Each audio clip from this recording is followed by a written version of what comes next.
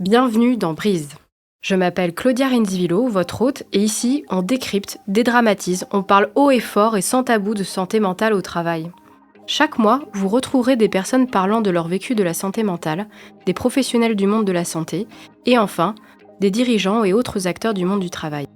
Ici, on parle de santé mentale au travail et on vous montre que ça marche.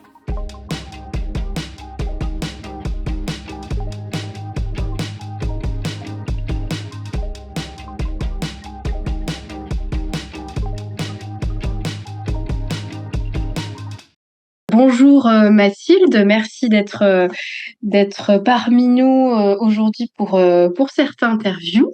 Parce que je te propose dans un premier temps, c'est de te présenter et puis nous expliquer ton parcours en quelques mots. Bonjour Claudia, merci de me donner la parole aujourd'hui. C'est la première fois que je me retrouve du côté des interviewés. D'habitude, c'est plutôt moi qui fais les interviews, donc ça change de rôle. Au niveau de ma présentation, donc je suis Mathilde Murzo, j'aurai 35 ans à la fin du mois. Je suis maman d'une petite fille qui s'appelle Léonie et aussi en couple de nombreuses années. Et j'ai la société Colin Care avec mon meilleur ami qui s'appelle Jonathan Boudot depuis 2 ans maintenant. Donc, Colline qui vise à accompagner sur les sujets de la maladie chronique et du handicap en entreprise.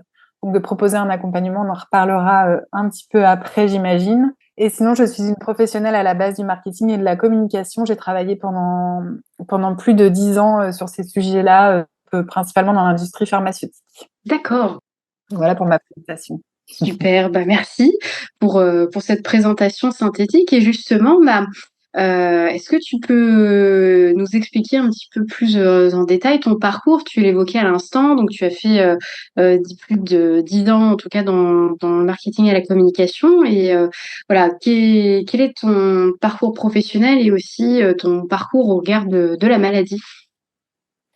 Alors en effet, donc moi j'ai commencé, j'avais un poste de coordinatrice marketing, enfin chargée de projet marketing. Et puis après, j'ai évolué sur un poste de responsable marketing assez jeune, hein. J'ai pris des responsabilités quand j'avais 26 ans. Donc voilà, c'était un poste dans une entreprise. À l'époque, je travaillais dans un groupe qui faisait de l'équipement pour les dentistes. Et donc, avait un groupe avec une portée internationale. C'était une entreprise allemande. Et en 2016, on a subi pas mal de changements au niveau professionnel. Donc déjà, un premier gros choc puisque mon manager direct, donc le patron de la société est décédé brutalement en mars 2016 et c'était en plein moment où l'entreprise fusionnait avec un grand groupe américain. Voilà, à cette période-là, c'était assez difficile puisque d'un point de vue émotionnel, c'était quelqu'un avec qui je m'entendais très bien.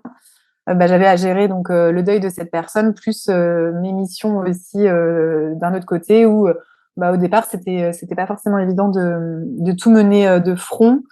Et puis finalement, quelques mois après, donc c'était en octobre 2023, il y a eu une succession d'événements. Donc cette année-là, voilà, principalement professionnels, mais aussi personnels. Et puis j'avais aussi des antécédents familiaux.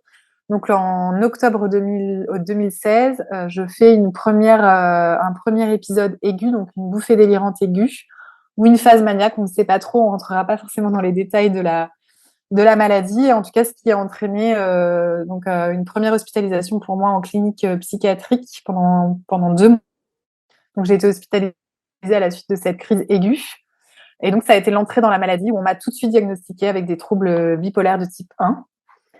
Voilà un petit peu pour l'entrée dans la maladie. Et puis après, pour rebondir sur la partie professionnelle, donc après j'ai repris mon poste quelques mois après, sauf que j'étais mal préparée. C'est aussi pour ça qu'on a voulu créer Colline, parce qu'on se rend compte qu'on n'est pas préparé à la reprise du travail, soit même quand on est concerné par un handicap psychique ou d'ailleurs toute autre maladie chronique, mais aussi nos managers et les collègues ne sont pas forcément préparés au retour d'une personne concernée, parce que ça reste des sujets très tabous en entreprise. Enfin, en tout cas, à l'époque, ça l'était, et on constate qu'aujourd'hui, même si les choses avancent, ça reste encore tabou.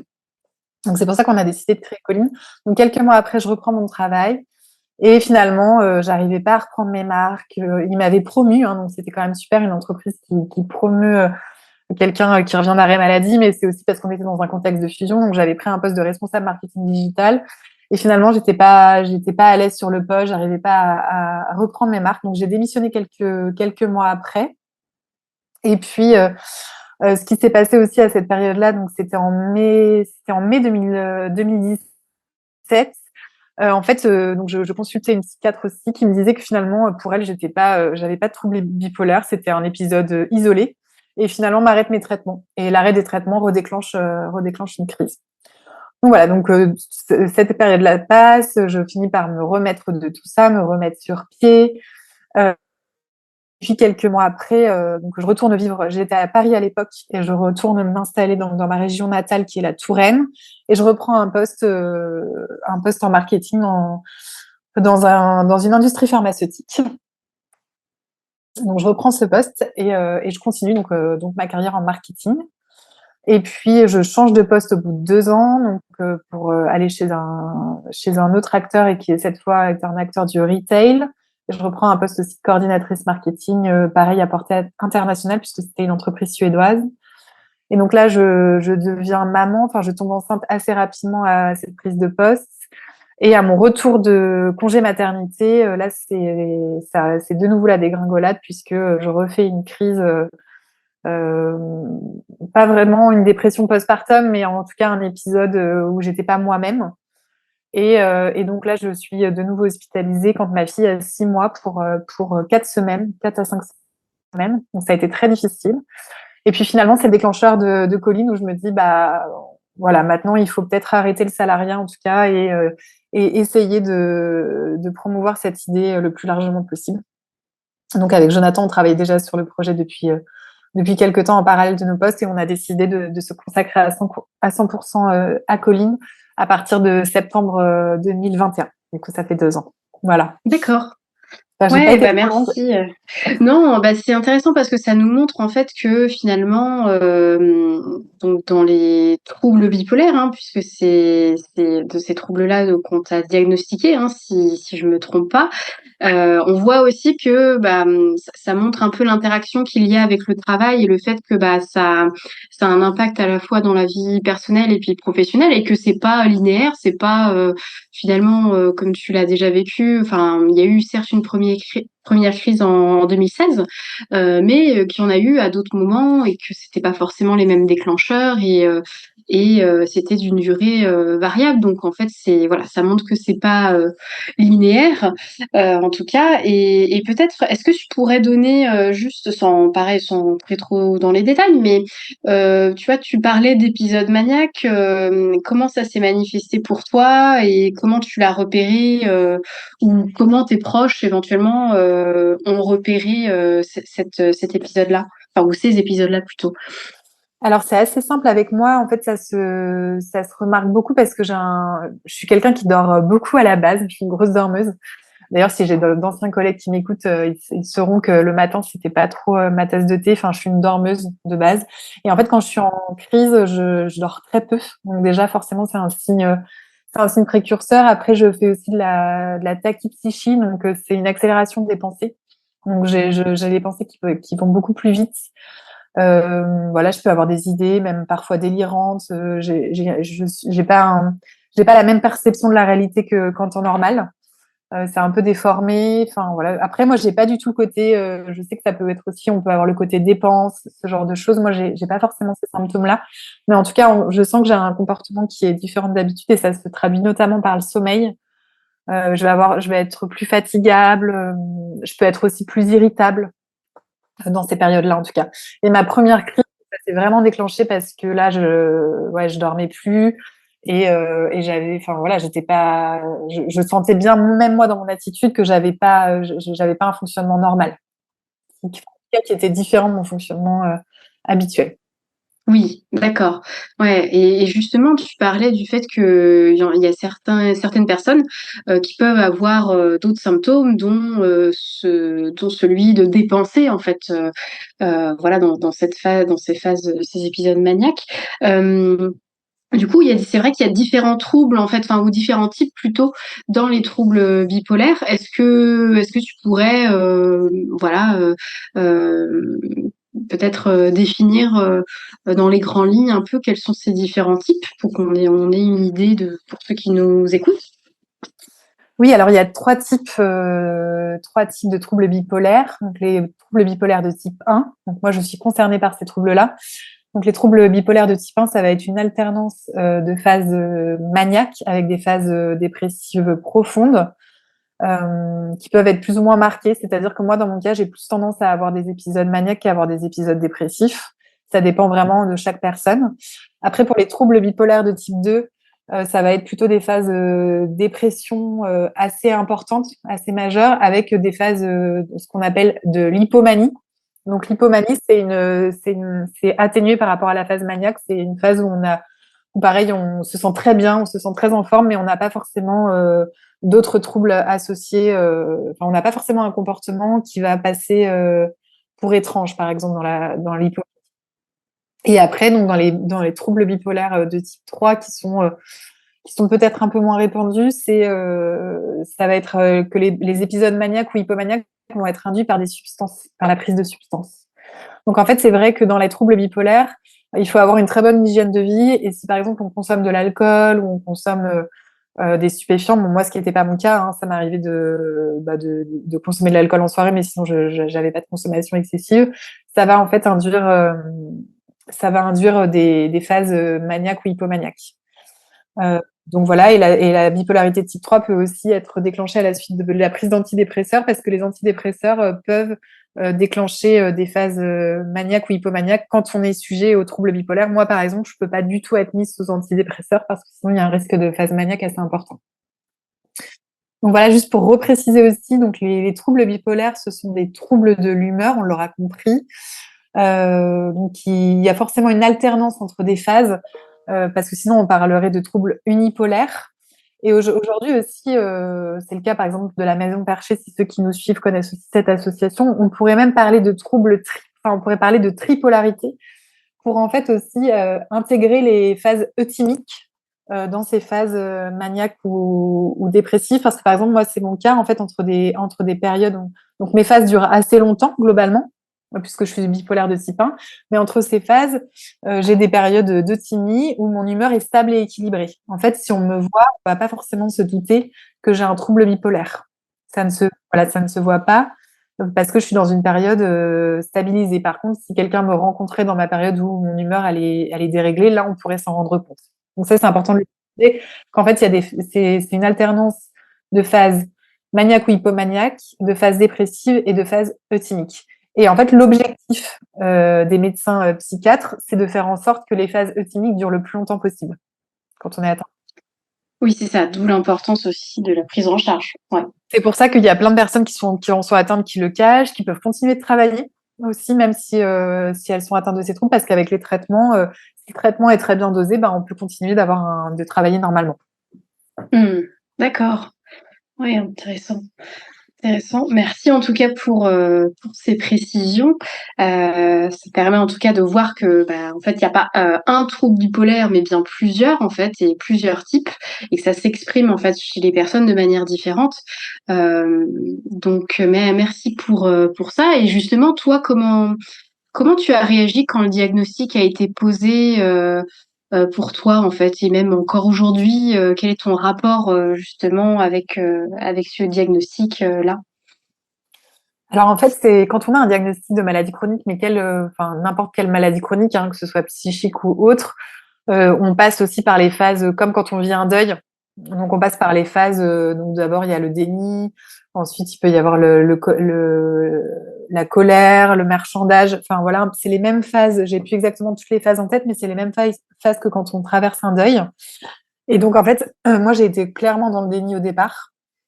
Donc à la première crise, quand ça m'est arrivé, voilà, on me diagnostique assez vite. Et puis c'est vrai qu'en fait, on voit plusieurs psychiatres différents quand on est hospitalisé. Et finalement, en fait, selon les psychiatres, ils n'avaient pas le même discours. Il y en a qui veulent pas du tout s'attacher à un diagnostic. Il faut savoir aussi que la tendance, elle est aussi autour de ça en santé mentale. Voilà, on n'enferme plus trop les gens dans des cases, on essaye en tout cas. Aujourd'hui, donc, et j'avais des jeunes médecins qui me disaient tout de suite, bah, vous avez fait une phase maniaque, donc vous avez des troubles bipolaires. Alors qu'en fait, c'est pareil, ça s'apparentait aussi à une bouffée délirante aiguë. Et il faut savoir quand on fait une bouffée délirante aiguë, si certains nous écoutent et qui ont été concernés par ça ou certains de leurs proches, En fait, dans 30% des cas, on va déclarer un trouble bipolaire, dans 30% des cas, on va déclarer une schizophrénie, et dans 30% des cas, on va se rétablir et ne jamais plus refaire de crise. Donc, en fait, le diagnostic avait été quand même assez vite posé. Donc, au départ, moi, j'étais vraiment dans le déni. Ça a duré assez longtemps. Et puis après, je me suis un peu remise à l'évidence. Enfin, il y a quand même aussi une prévalence de troubles psychiques de mon côté, enfin, dans ma famille. Donc je me suis dit que je devais être aussi concernée. Et puis, j'ai fini par l'accepter petit à petit. Mais tu parlais de linéarité tout à l'heure. C'est pareil, c'est pas du tout linéaire. En fait, il y a des phases, il y a des fois où je le vis bien, où je suis assez en paix avec ce diagnostic. Et il y a des fois où j'ai beaucoup de colère. Ça a été mon cas, par exemple, quand ma fille est née et que je suis retombée malade, enfin, où j'ai eu une crise à cette période-là. Là, j'avais beaucoup de colère, globalement. J'étais très en colère. J'étais là, mais pourquoi moi? Qu'est-ce que j'ai fait? Enfin, voilà, on se questionne beaucoup autour de ça. Donc, c'est pas linéaire. Après, j'ai l'impression que depuis que j'ai créé Colin Care, ça m'aide quand même à l'accepter. Et tu vois, davantage. Le fait de parler avec plein de personnes concernées, alors même s'ils ne sont pas concernés par le même trouble que moi, mais le fait de parler avec plein de personnes concernées par la maladie, ça m'aide aussi à prendre de la distance, à prendre de la hauteur, à me dire qu'on peut faire plein de choses même quand on est concerné par un handicap ou une maladie. Donc là, je dirais que je suis plus en paix avec ça aujourd'hui, même si j'ai toujours du mal à en parler. Enfin, j'ai du mal à en parler de manière voilà, libérée, quoi, on va dire. J'ai toujours une retenue, que ce soit avec mes proches ou avec des personnes que je ne connaîtrais pas. Enfin, voilà, avant, j'ai du mal à donner mon diagnostic comme ça parce que on en avait aussi discuté, mais il y a encore beaucoup d'autostigmatisation aussi quand on est concerné par un trouble psychique. Oui, bah, justement, c'était effectivement la question suivante que je voulais te poser parce que dans ce que tu soulignes, il y a ça, il y a cette auto-stigmatisation, c'est-à-dire que voilà, c'est pas évident d'accepter, enfin comme tu le dis, il y a cette période de ce processus finalement de deuil qui joue et puis il y a aussi de la stigmatisation dans la société aujourd'hui sur la santé mentale ou sur les maladies et handicaps invisibles, finalement, ce qu'on appelle aussi les handicaps invisibles. Justement, enfin, tu l'évoquais là un petit peu à la fin de ta dernière phrase, mais quel rôle a joué ou joue encore cette stigmatisation et cette auto-stigmatisation pour toi notamment dans la vie professionnelle et dans la carrière professionnelle que tu as eue auparavant dans le marketing? Alors, bah, ça a été très fort parce que, en fait, moi, j'en parlais pas du tout. J'en ai jamais parlé avec mes managers, j'en ai jamais parlé avec mes collègues, même des collègues avec qui j'ai créé des affinités, hein. Donc, ça restait quand même très tabou dans la sphère professionnelle. Y compris quand je suis revenue de mon premier arrêt maladie, que j'étais revenue dans mon entreprise, j'avais vraiment beaucoup de mal à en parler. Donc la stigmatisation était très forte et il faut savoir aussi que mon médecin généraliste me disait de surtout pas en parler puisque ça me porterait préjudice. Donc en fait, j'avais aussi ce discours-là d'un point de vue médical. Donc en fait, j'étais vraiment je le cachais concrètement, je l'ai toujours caché. J'ai toujours compensé, j'ai toujours fait comme si j'étais sans trouble. Donc voilà, j'ai toujours caché. La stigmatisation est très forte dans la société. On le sait aussi, hein, tu le sais comme moi, Claudia, puisque tu es formée sur ces sujets-là, que les médias jouent un rôle très important dans la stigmatisation. Voilà, aujourd'hui, quand il y a un fait divers dramatique, on va dire que la personne était atteinte de schizophrénie. Si elle avait eu un diabète, on ne l'aurait pas forcément mentionné, quoi. Alors qu'en fait, ça n'a rien à voir, heureusement d'ailleurs, que en plus, plein de personnes sont concernées par des troubles psychiques. Heureusement qu'ils ne sont pas tous dangereux pour les autres. Ils sont surtout dangereux pour eux-mêmes. Donc ça, c'est important de le rappeler aussi. Après, voilà. Donc moi, ça a joué un rôle important. La stigmatisation, j'en ai jamais parlé. Même aujourd'hui, je pense que j'aurais du mal si je recroisais, enfin, ça m'arrive hein, de reparler avec des anciennes connaissances du travail, je l'évoque pas, enfin, ça reste un sujet tabou. Les personnes ne me questionnent pas, même s'ils savent aussi que j'ai eu des arrêts maladie. Donc, en fait, ça reste très tabou de tous les côtés, mais aussi, je pense que ça vient de moi. Le fait que je l'évoque pas, bah, les personnes se sentent pas aussi à l'aise d'en parler. Donc, ça vient aussi de soi. Et donc, c'est là aussi pour rebondir avec l'autostigmatisation. Donc, elle est très forte chez moi. Voilà, des fois, j'essaye aussi de le tourner sur l'autodérision. Enfin, ça m'arrive souvent de dire, voilà, je suis un peu bizarre, j'étais déjà bizarre avant, enfin, de tourner un peu ça autour de blagues, ou, voilà, pour dédramatiser aussi. Enfin, je pense on a tous un peu des choses, enfin voilà, on est tous concernés de près ou de loin Enfin, on a tous une santé mentale déjà et on a tous des périodes où on est moins bien, où on est mieux. Enfin, on est tous un peu sujets aussi quelque part à la variabilité de l'humeur. C'est juste que c'est plus dense quand on a un trouble bipolaire. Donc voilà, j'essaye voilà, d'en rigoler, mais après voilà, j'ai toujours une autostigmatisation assez forte. J'aurais toujours peur que ça me porte préjudice, et même aujourd'hui avec Colline, quand on est dans des rendez-vous, voilà, des rendez-vous avec des prospects potentiels sur Colline, j'évoque le fait que j'ai une maladie chronique ou un handicap, mais je ne rentre pas dans le détail. Ouais. Non, mais effectivement, comme tu le soulignes, c'est là encore, c'est aussi un processus d'acceptation finalement, et ça prend le temps qu'il faut et il faut aussi, respecter cela, quoi. Enfin, en tout cas, ne pas se forcer, finalement à tout dire, enfin, se forcer aussi à parler finalement quand on n'a soi-même pas envie, tout simplement aussi. Et j'avais participé au reportage photo là sur les handicaps invisibles avec Laetitia Pelletier. Je ne sais pas si tu l'as vu passer sur les réseaux sociaux, donc c'était intéressant aussi. On avait eu des discussions avec Laetitia sur le fait qu'on a aussi le droit à l'intimité. Et en fait, c'est pas parce qu'on est porteur d'un handicap. Aujourd'hui, il y a beaucoup la tendance de le montrer, mais en fait, ça relève de l'intime quand même aussi, ces sujets-là. Et je pense que ce que tu fais aujourd'hui de sensibiliser, de donner la parole, de faire témoigner, c'est très important. Mais ça doit quand même, voilà, rester aussi, voilà, si la personne le sent, si elle est prête, si, enfin, voilà, faut le sentir, quoi. Parce que c'est vrai que ça demande de se mettre à nu et ça relève quand même de choses, voilà, très intimes. Oui, tout à fait. Non, mais c'est important aussi de souligner ça parce que c'est vrai qu'on peut avoir aussi une tendance, justement à favoriser cette, prise de parole pour déstigmatiser et cetera mais effectivement, il faut que la personne reste, maître aussi. Enfin, c'est comme tu dis, hein, c'est son intimité donc on doit, absolument respecter ça et c'est seulement si la personne le souhaite qu'elle prenne la parole. Effectivement, c'est important et justement, je me posais aussi une question sur le alors, c'est plus sur la sphère personnelle, mais sur le rôle de l'entourage. En fait, comment, voilà, comment, éventuellement, bah, au niveau du diagnostic, que tu quand tu l'as eu, quand il a été posé, comment ton entourage a est-ce que tu l'as déjà peut-être que tu l'as peut-être pas tout de suite dit, enfin, est-ce que tu l'as dit déjà ou partagé à ton entourage? Et puis, comment a-t-il réagi? Comment il réagit aussi, potentiellement encore aujourd'hui? Alors mes très proches ont tous été au courant assez vite parce que comme j'ai eu une phase très aiguë et que j'ai été hospitalisée, bah, ils l'ont tous su. Donc quand je parle de mes très proches, c'est mes parents, mon frère, mon conjoint, mes amis proches. Donc voilà, à peu près une dizaine d'amis, je pense, a été au courant tout de suite. Après, voilà, des personnes, des connaissances, donc des collègues de travail ou des amis moins proches. Ça, genre, ils n'ont pas forcément été au courant. Et même aujourd'hui, j'en parle pas forcément avec ces personnes-là, ou j'en parle moins. Mais après, par contre, avec ma sphère proche, ça reste, voilà, ça reste, on en parle, on le dédramatise aussi. On peut aussi en rigoler, hein. J'ai des amis qui m'appellent Tata Zinzin, par exemple, donc ça peut faire sourire un peu ceux qui nous écouteront, mais enfin voilà, on en rigole. Je pense que c'est important aussi de ne pas prendre les choses de manière trop, enfin même si c'est un sujet lourd, hein, bien sûr, faut pas le rendre trop léger non plus, mais en tout cas, c'est important d'avoir de l'autodérision. Donc avec mes proches, on en rigole, on peut reparler de certaines choses qui se sont passées, de choses que j'ai faites ou dites aussi quand j'étais pas moi-même. Voilà, toujours sur le ton un peu de la rigolade. Ça peut aussi nous arriver d'en parler plus franchement quand je ressens le besoin d'en parler. En tout cas, voilà, c'est assez libre. Après, avec mon conjoint, c'est assez ouvert. On en parle facilement et il est très soutenant aussi, bien sûr. Lui, il a tout de suite compris en fait que j'avais cette maladie parce qu'il avait une de ses amies qui était concernée.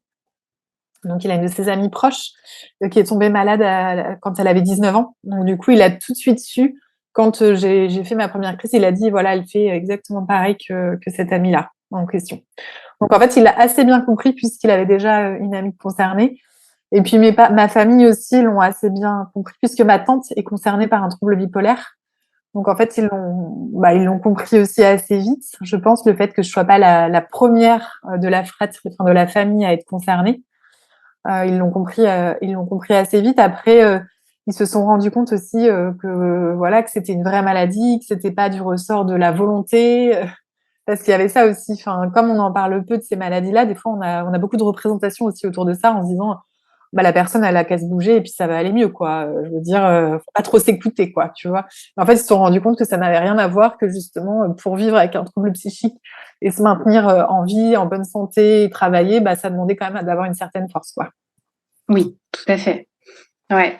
Non, c'est important, aussi ce que tu dis, finalement de souligner cette force dans la vulnérabilité aussi, finalement de pouvoir, en retirer quelque chose et puis au final j'allais dire de se transcender, mais en tout cas de ouais, c'est ça, de continuer et de continuer d'évoluer, avec, en tout cas. Oui, en fait, moi, je dis aussi souvent que je ne suis pas mon handicap. En fait, ça fait partie de moi. Bien sûr, ça a des impacts sur ma personnalité, mais je suis autre chose que ce diagnostic. C'est aussi pour ça que je veux pas en parler de trop, parce que j'ai pas envie qu'on me voit d'abord sous le prisme du diagnostic plutôt que sous le prisme de Mathilde. Voilà, j'ai d'autres casquettes, en fait, forcément. Donc c'est ça aussi qui est important, je pense, c'est de montrer qu'on n'est pas que sa maladie, même si bien sûr, surtout sur les maladies psychiques, ça a forcément des impacts. Ça peut avoir des impacts, en tout cas, sur la personnalité, dans le sens où, bah voilà, quand on a une phase, on n'est pas soi-même, on dit des choses des fois qu'on pense pas. Enfin voilà, ça va avoir des répercussions. Mais en tout cas, j'ai l'impression que mes proches, je sais pas après comment ils le vivent. On n'en parle pas trop de eux, comment ils le vivent. Je pense que c'est difficile pour eux quand même aussi. Quand on est, en fait, on le voit aussi, hein, mais les proches qui ont des proches qui ont des maladies psychiques peuvent aussi souffrir de stigmatisation, en fait. Oui, c'est vrai. Oui, En fait, c'est les personnes concernées, les personnes qui travaillent au contact de personnes concernées peuvent souffrir de stigmatisation et les proches peuvent aussi souffrir de stigmatisation. Donc, je pense que pour eux, c'est difficile aussi. Et puis, surtout quand je suis devenue maman, forcément, il y avait plus que moi en jeu, quoi. Il y avait aussi ma fille. Donc, OK et justement là on vient d'évoquer la question de l'entourage et si on revient un petit peu, sur le champ du travail, comment ça s'est passé au travail à ce moment-là? Alors au niveau peut-être tu l'as un petit peu dit dans la chronologie de ta carrière professionnelle dans le marketing, donc suite à cette, 1re crise, maniaque. Mais comment ça s'est passé? Voilà, tu disais tout à l'heure que tu n'en as pas trop parlé, enfin, voire pas du tout. Voilà, comment ça a été accueilli finalement dans l'entreprise ou dans les différents postes que tu as pu avoir? alors en fait, l'entreprise dans laquelle j'étais quand c'est arrivé, donc quand ça s'est déclaré, ça a été globalement assez bien accueilli. C'est-à-dire qu'en fait, comme c'était la première phase, les personnes pensaient autour de moi aussi que ça pouvait être un burn-out. En fait, on évoquait plus ce terme-là qui est aussi plus répandu aujourd'hui et mieux accepté que les troubles bipolaires. En fait, de faire un burn-out, c'est plus commun et c'est plus socialement accepté que de dire j'ai des troubles bipolaires. Donc en fait, ça a été assez bien accueilli dans cette première entreprise. Comme je te le disais, en fait, même si j'ai pas, enfin pour moi, je manquais d'accompagnement, mais c'était pas forcément de leur ressort. C'est juste qu'ils n'avaient pas les ressources pour accompagner. Mais sinon, voilà, j'avais une manager directe qui arrivait à quand même à dialoguer avec moi, à m'en parler. Il m'avait quand même proposé un poste intéressant, donc ça a quand même été assez bien accueilli. Après, voilà, je pense que quand j'ai repris le travail, donc j'ai eu 4 mois d'arrêt maladie, c'était beaucoup trop court. En fait, j'étais pas du tout rétablie. C'est important aussi d'amener le terme de rétablissement en santé mentale. C'est un terme qu'on entend souvent aujourd'hui.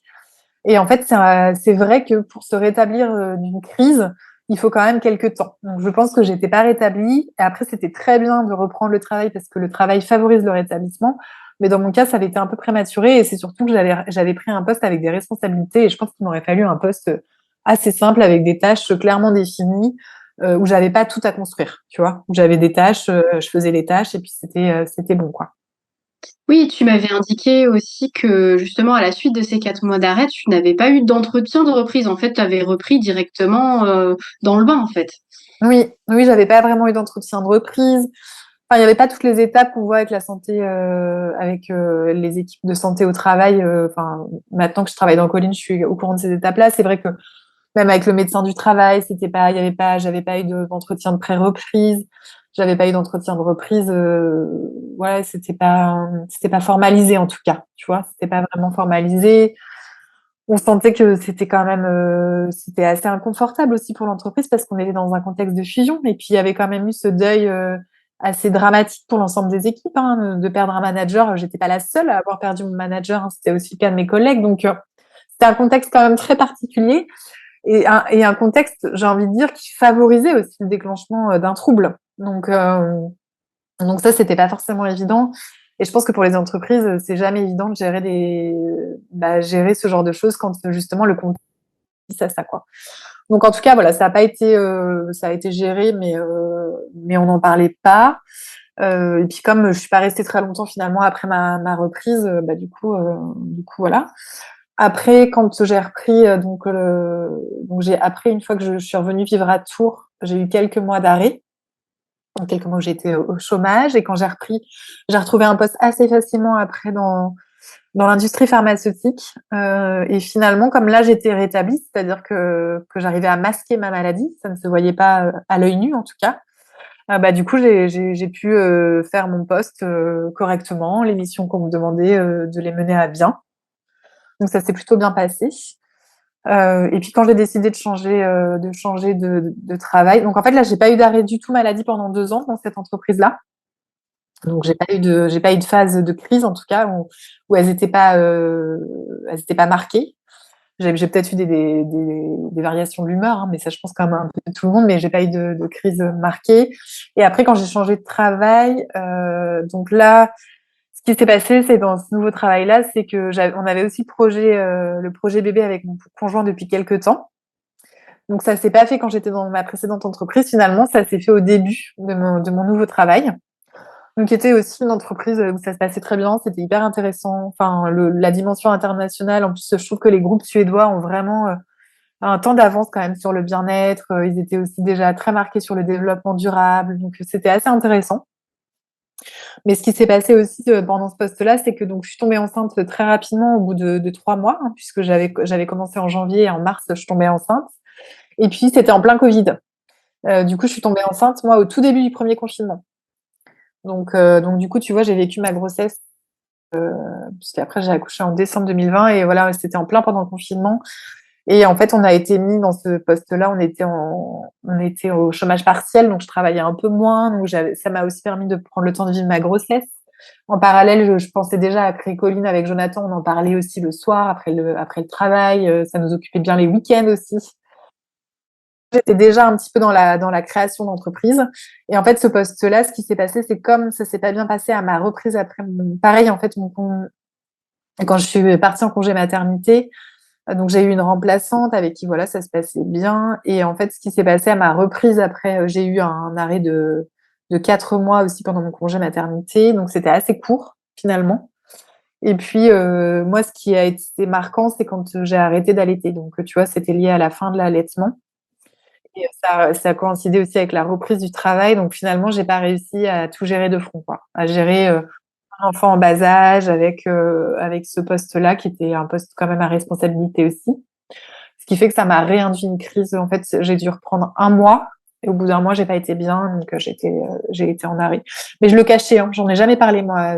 Dans les entreprises où j'ai travaillé, j'en parlais pas. Donc, j'avais pas de RQTH. Voilà, j'avais zéro reconnaissance. Ça, c'est important aussi de passer ce message-là parce que je pense qu'il y a plein de personnes concernées qui ne font pas de reconnaissance. Alors que c'est important de faire reconnaître son handicap, d'avoir une RQTH quand on a le droit, parce que on ne sait jamais ce qui peut se passer. Sur les maladies chroniques, comme les troubles psychiques, en fait, ça peut revenir. Donc, c'est important de se protéger. Donc, moi, je l'ai toujours caché.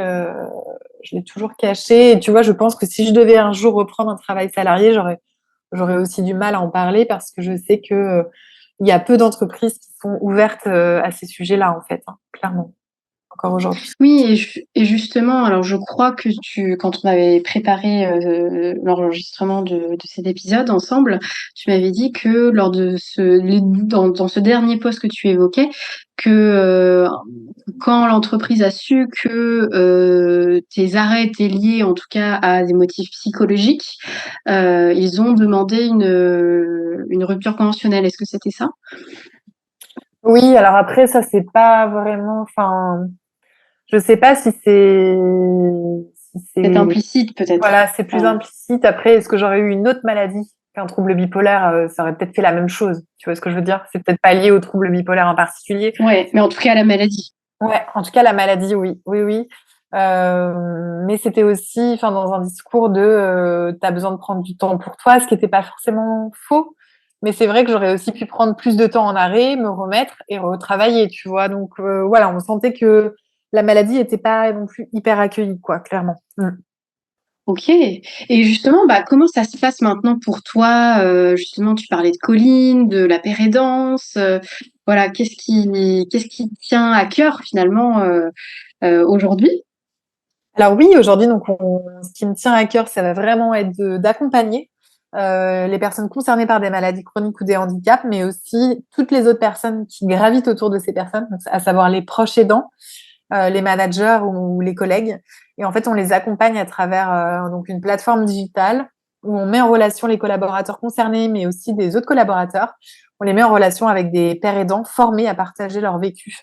Voilà, donc sur tout le type de maladie chronique, hein, on parle de santé mentale aujourd'hui, mais nous, on s'adresse aussi à la santé physique. Hein, donc, on traite aussi les cancers, on traite aussi voilà l'endométriose, la sclérose en plaques, la maladie de Parkinson, le diabète. Enfin voilà, c'est assez exhaustif, même si malheureusement on n'a pas toutes les pathologies représentées.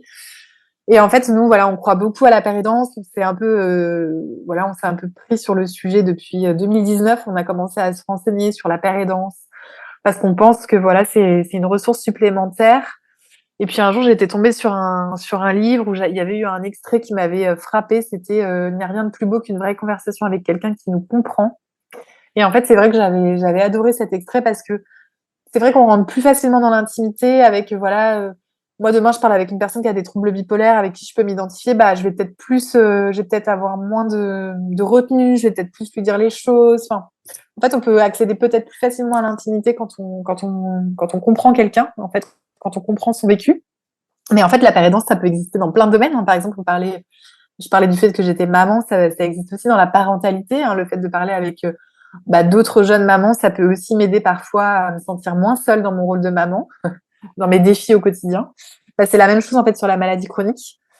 Donc voilà, nous on a créé cette plateforme digitale, c'est une plateforme ressources où on met en relation des pères aidants avec des collaborateurs, où il y a aussi à disposition du contenu qualifié. On propose aussi des quiz, on propose des masterclass. Donc voilà, c'est assez exhaustif pour aborder les sujets de la maladie chronique en entreprise. Et après, bien sûr, notre objectif, c'est de continuer de sensibiliser, de former aussi les personnes concernées de près ou de loin. Donc, on sensibilise à travers des conférences. Toutes les conférences sont aussi dispensées par des personnes concernées, donc des pères aidants. Et on vient aussi former le collectif en entreprise sur les sujets de la maladie chronique et du handicap. Donc là, on va former par exemple sur la reprise du travail après un arrêt maladie. Donc ça, c'est un sujet qui me tient particulièrement à cœur parce que souvent, c'est des périodes très délicates pour la personne concernée, mais aussi pour le collectif. Donc aujourd'hui, on commence à travailler avec plusieurs entreprises. Donc, ça commence à fonctionner. On est très content. Voilà, ça commence à bien fonctionner de notre côté. On sent qu'il y a un vrai enjeu sur ces sujets-là et que ça commence à être pris en charge par les entreprises. Même si voilà, c'est des fois toujours, c'est toujours des sujets tabous, mais de plus en plus, ils s'y intéressent quand même. Ouais. Ouais, bah, merci en tout cas pour, ce ce panorama finalement de possibilités ou en tout cas de solutions que, bah, vous proposez maintenant, en tout cas, pour faire, bouger les lignes finalement et et oui, Pour revenir à ce tu qui as me tient à cœur, enfin vraiment, moi, ce qui me tient à cœur, c'est aujourd'hui, c'est de développer la pérédance dans les entreprises, donc dans le monde professionnel, parce qu'aujourd'hui, la pérédance était aussi beaucoup développée dans le milieu associatif, dans d'autres milieux, mais ce qui est important pour moi, c'est que ça arrive aussi dans le milieu du travail. Et ce qui est important aussi, c'est de lever les tabous autour de la maladie chronique et du handicap et que demain, les gens n'aient plus peur de parler de ces sujets-là, en fait, qu'ils n'aient plus honte et qu'ils n'aient plus peur d'en parler, que ce soit un sujet comme un autre, voilà. Que ce soit un sujet socialement accepté, on va dire. c'est ça. Et toi justement, puisqu'on arrive, tout doucement, à la fin de cette interview, qu'est-ce qui toi, quand tu regardes, tout ton parcours aujourd'hui, ce que vous faites au travers de Colin Care, qu'est-ce qui toi t'a vraiment aidé, dans ton parcours? Moi, ce qui m'a aidé en lieu de mon côté, je pense que c'est mes proches. J'ai eu la chance de pas être lâchée par mon entourage à l'annonce de la maladie. Donc ça, c'était quelque chose de très important parce qu'on sait que malheureusement, quand il y a des diagnostics aussi importants, parfois les proches peuvent ne pas comprendre ou peuvent s'éloigner ou peuvent voilà. De mon côté, je me suis pas sentie seule. Donc ça, c'est quelque chose d'important. C'est aussi pour ça que je veux créer Colline pour faire en sorte que personne ne se sente seul en fait. Ça a été un point très important pour moi. Après, ce qui m'aide là dans mon quotidien professionnel en ce moment, c'est vraiment de parler avec plein de personnes de tout horizon, avec des profils très différents, avec des pathologies différentes. Voilà, il y a toujours une petite lumière dans les nuages un peu gris. Enfin, tu vois, les anglo-saxons parlent souvent de ça, mais c'est vrai que voilà, de voir un peu l'espoir dans chaque personne, c'est quelque chose qui me motive profondément au quotidien. Donc voilà, moi ça m'aide, je pense, en fait, le fait d'entendre des parcours, de m'y confronter, ça m'aide en fait à me sentir bien. Et après, voilà, quand on est atteint de troubles bipolaires, ce qui est très important, c'est l'hygiène de vie aussi. Moi, je suis très régulière dans mes heures de coucher, dans mon sommeil. Je sais que c'est quelque chose qui est fragile chez moi, enfin en tout cas que ça peut être un signe avant-coureur, donc j'y fais très attention. Je fais du sport, je mange bien, je prends du temps pour moi, ça c'est important aussi. Et c'est pas toujours évident quand on a un rôle d'entrepreneuse et de maman de garder ce temps pour soi, mais j'ai appris à m'écouter en fait. Et ça c'est vraiment la clé. Des fois je me dis c'est vrai que pour reprendre les mots de Laura de un cadeau mal emballé, bah en fait c'est vraiment ça la bipolarité, c'est un cadeau mal emballé. Ça m'aura quand même permis de mieux me connaître et d'apprendre à m'écouter. Et je pense que la connaissance de soi, c'est vraiment quelque chose de très important. On devrait être formé à l'école à ça, enfin, à apprendre à se connaître. C'est quoi ma personnalité, qui je suis. Tu vois, c'est important pour savoir où on veut aller, quoi. Donc, en tout cas, voilà, ça m'aura permis de mieux me connaître.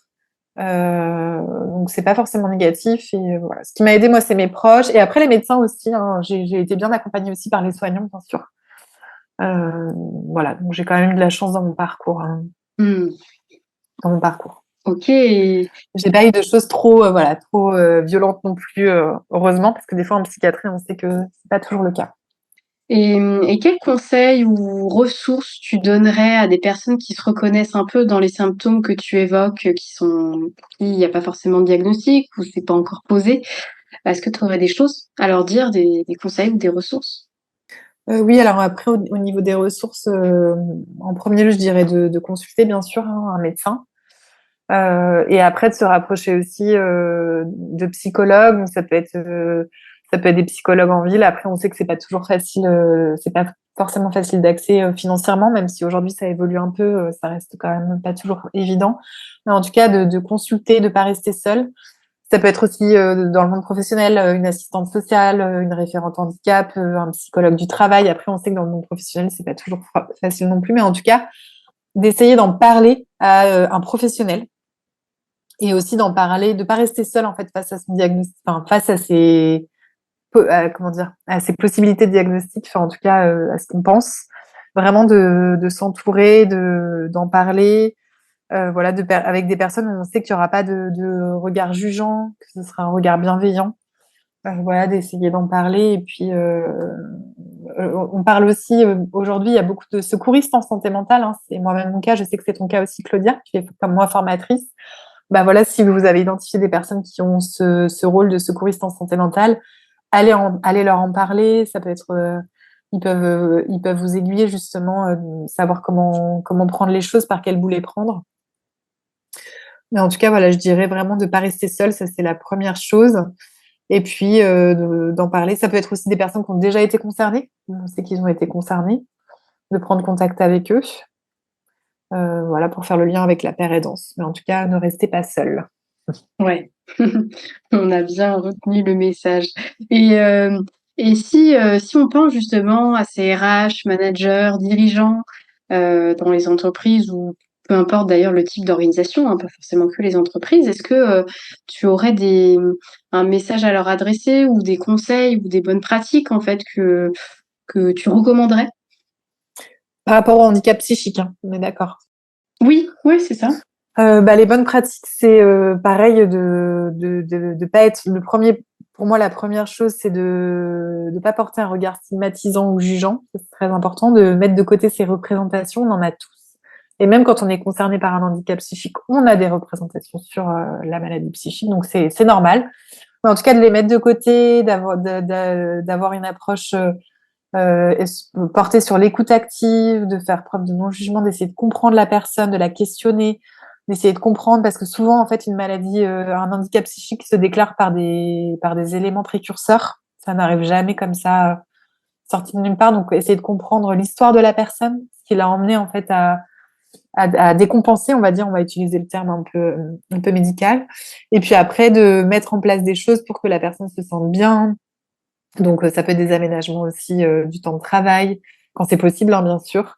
De lui dire de consulter aussi une personne, un psychiatre, hein, notamment, donc c'est un spécialiste de la santé mentale, pour pouvoir peut-être avoir un traitement aussi adapté à la personne, parce que le traitement, on n'en a pas parlé, mais c'est vrai que c'est quelque chose d'important pour se sentir bien au quotidien, même si ça fait pas tout. En tout cas, c'est plusieurs choses hein, mises bout à bout qui font qu'on se sent bien.